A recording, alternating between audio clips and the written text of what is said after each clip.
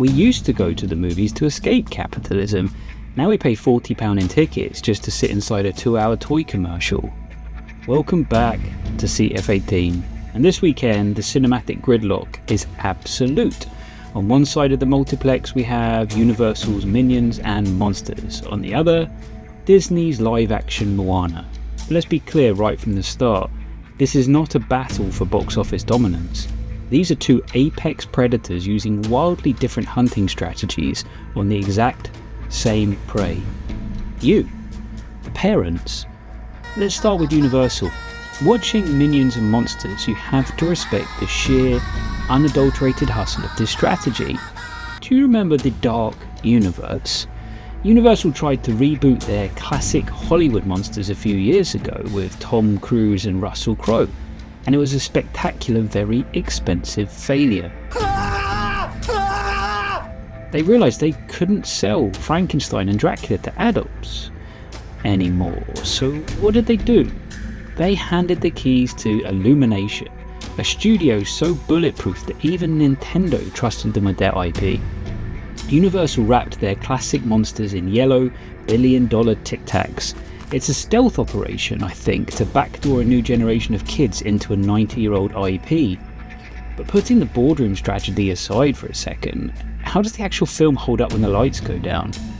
I took my daughter to see it. She's 9 and she loved it. We haven't actually watched any of the Minions together before, but they're such a universal thing that, well, now she wants to watch the rest of them.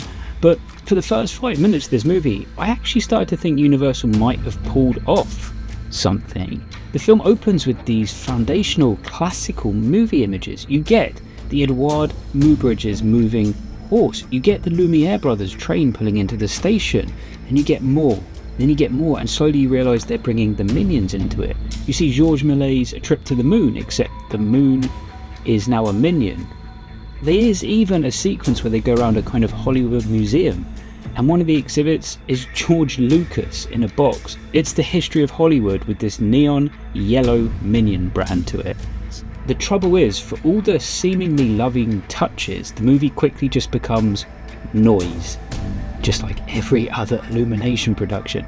This isn't a gateway to a bygone era that I hoped it would be, because modern kids' films are contractually obliged to be hyperkinetic. They're never allowed to breathe. They're never allowed to reflect. And as I sat there watching Minions bounce around, I realised the real gateway movie actually existed, and it was made 15 years ago. I remember when it was announced thinking, why does Martin Scorsese want to make a 3D kids film? He just made Shutter Island.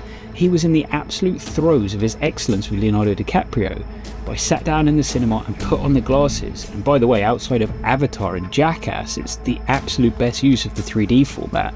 We've done a video on this, but I watched Hugo, and as that film progressed, it was clear Martin made a genuine love letter to cinema. He put Georges Méliès front and centre. He gave him his heart back. Watching Minions and Monsters, you realise this is not a fresh homage to the magic of the movies. It's a cynical fluff piece.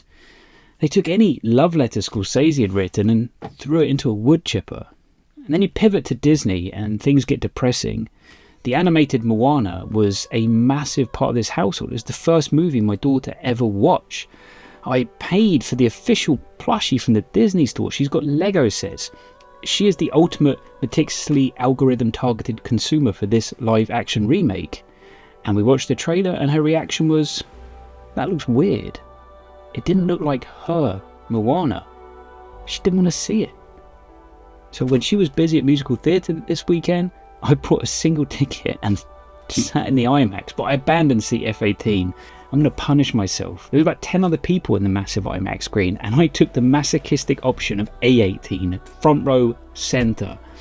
Stripped of the plushie pipeline and the Disney Plus algorithms, what does this movie actually look like when you've got Dwayne Johnson's CGI foam muscle suit 70 foot tall in front of you and you have to crane your neck nearly 90 degrees to see it? When you sit that close to the IMAX screen, you need a movie that respects the frame. You need long takes, but when a movie frantically cuts around during basic dialogue scenes, it's really jarring. It's hard to center your chi, so you disconnect, you find your mind wandering. I spent an unhealthy amount of time staring up at the screen, desperately trying to figure out if Disney bothered to render nipples onto Dwayne Johnson's skin suit. And then yeah, the songs kick in, right? Sitting there hearing those tunes again, it was really melancholic.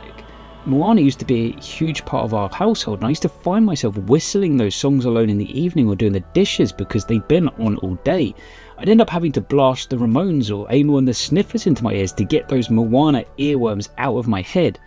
And hearing them again in the cinema, it was bittersweet because the time's gone. My little girl is growing up and her tastes have moved on to K-pop Demon Hunters and Aphmau now. The magic of that specific era is over.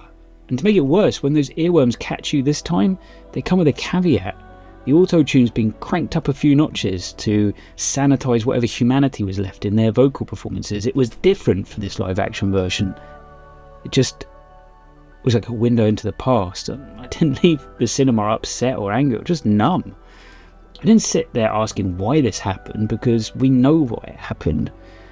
I was just there, another consumer, alone, 40-something male, in the front row of IMAX. I hope that single data point stands out and confuses Disney's data scientists for a moment. But look, even if the songs get stuck in your head, you can't escape the aesthetic reality of what you're looking at. Sitting there in the front row, having the pixels blasted right into my retinas, you can see exactly why it looks so weird to kids. Because they had an unlimited budget, the entirety of Hawaii out there in the real, actual, tactile, beautiful world, and they shot the majority of it in a server farm. They leaned heavily onto the volume, those massive curved LED screens, and they had excessive green screen as well, because when you project this onto an IMAX screen, the flat, overlit, artificial aesthetic is inescapable. If you're making a movie about the ocean, the wind, and the tangible grit of Polynesian voyaging, shooting it in Atlanta in a soundstage fundamentally undercuts the narrative. It becomes sloppy. It lacks imperfections and the natural light of real filmmaking. They didn't make these as technical choices for art, they did it for supply chain optimization. They're not trying to capture reality, they're trying to perfectly recreate the aesthetic of the animated film. Because the animated film is what the Disney Plus algorithm says that 8-year-olds like. They remade Moana, not to tell a story, but just to refresh the copyright. And the wider point of all this, the battle of the bottom line, and why this is quite sinister. Look, it's always been this way, right? Star Wars sold toys in the 70s. Yeah, they did. And George Lucas, before he was put in a museum box in Minions and Monsters, he famously took a pay cut on the original Star Wars to keep the merchandising rights, and he fundamentally changed Hollywood. When he sold that IOU at Christmas to the studios in 1977, he basically invented the modern movie tie-in. But there's a crucial difference between the Lucas era and the modern Disney era. George Lucas made a weird boundary-pushing movie first, and the toys were the byproduct of its massive success. Kids wanted the toys because they loved the movie. Today it's the exact inverse. The movies are a byproduct of the toys. They design the merchandise and mandate a script that can sell it. And they're weaponizing psychology to do that. There's a reason the American Psychological Association explicitly recommends restricting advertising to kids under the age of 8. The science is absolute on this. Young children literally lack the cognitive maturity to understand the persuasive intent of an advert. When an adult sees a commercial, our brain puts a guard up. We know we're being sold to. When an 8-year-old sees an ad, they accept the information as truthful, accurate and unbiased. In a calmer, less connected world, there was a boundary. You watched a cartoon, it stopped, and a commercial told you to buy a Mighty Max or G.I. Joe. You had a clear cognitive break to tell you the program was over and the selling had begun. Now there's no boundary. The content is the commercial, completely bypassing those psychological safeguards. Take a look at one of the most popular IPs out there, Minecraft. The game is a $20 base or £20, which seems safe, right? But then you get into it and there's in-game store pushing a Bluey add-on, and the algorithm starts then to feed your kid Aphmau videos on YouTube. Aphmau's playing the game, so it looks like entertainment, but you've got custom skin packs or worlds in the Minecraft store. And then you walk into Asda's or Smith's Toys and there's a physical Aphmau merch on the shelf. It's a closed, inescapable, unregulated loop designed to exploit the child's lack of advertising literacy. The cinema was one place which you could go to be immune to this. You paid for your ticket, the lights went down, and the commerce stopped. Now it's just the final boss of the toy store.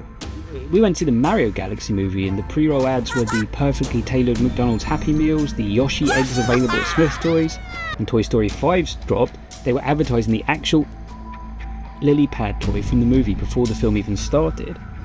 I get older, I find myself holding cinema to a higher standard. I love it, but I despise what the business has become for families. The auditorium was selling Minions popcorn tins and Moana popcorn tins. It's everywhere. They had plushies, they had Funko Pops. This weekend, as a parent, you can go and choose to watch the yellow tic-tacs, or you can go and watch the digitally recreated. Just remember what you're actually paying for. The studios are not out of ideas. They had just one really profitable idea. You. Would you like to know more?